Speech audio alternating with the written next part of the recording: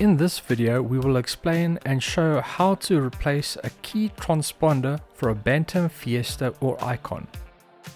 First, carefully remove the colored plug at the back of the key with the sharp object. If the key has a remote lock and unlock, you will have to carefully split open the key along the seam of the key. Remove the transponder and casing.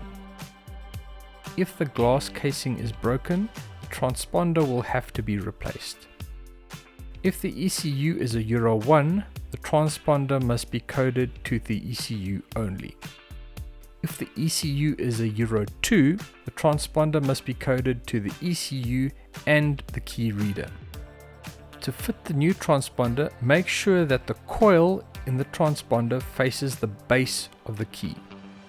If the key transponder is a little bit too long, all that you have to do is shave a bit off the plastic base and it should still fit fine. If the transponder is inserted incorrectly, the engine won't crank or start.